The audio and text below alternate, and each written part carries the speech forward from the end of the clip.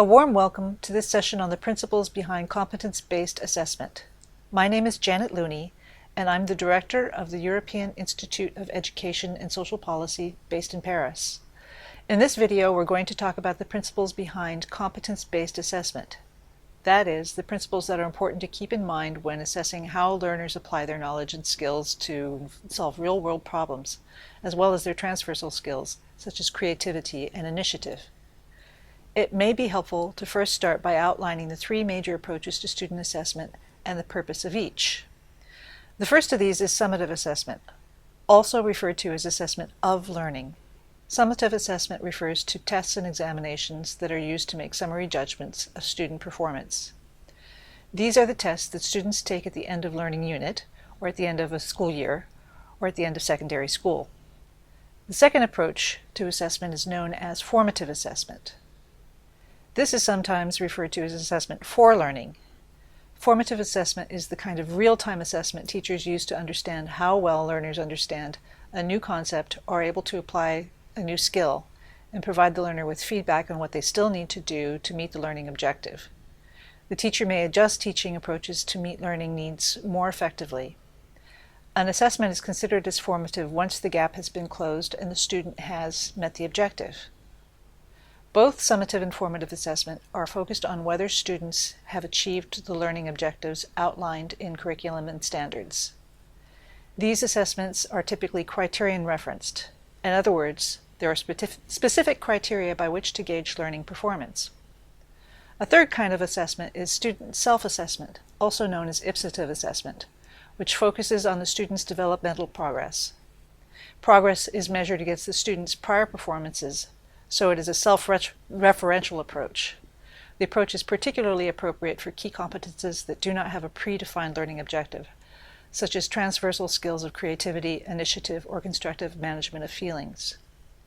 Any assessment, whether summative, formative, or self-assessment, needs to be valid, reliable, and fair. Validity means that the assessment effectively measures what it is intended to measure. Reliability refers to the extent to which assessment is consistent and accurate over time or across a large number of students.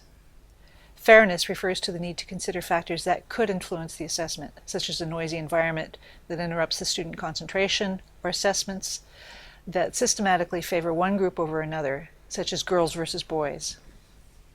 Assessments of key competences, whether formative, summative, or self-assessments, need to capture the student's reasoning processes, understanding of interconnections, ability to perform complex tasks, attitudes such as curiosity, perseverance, and motivation to learn. More traditional assessments that measure discrete bits of knowledge are not effective for measuring how students are able to make connections between ideas, to solve problems, or their attitudes towards learning. Newer approaches to summative assessment, such as portfolios, ICT-based assessments that can measure the quality of open-ended performances, or simulations showing how students carry out complex processes, are more appropriate. Classroom-based formative assessments are well suited to teaching key competences. Teachers may uncover how well students understand complex concepts through extended dialogues that build on a series of questions. Questions should be designed to reveal possible misconceptions. Teachers should avoid yes or no questions or questions that stress recall.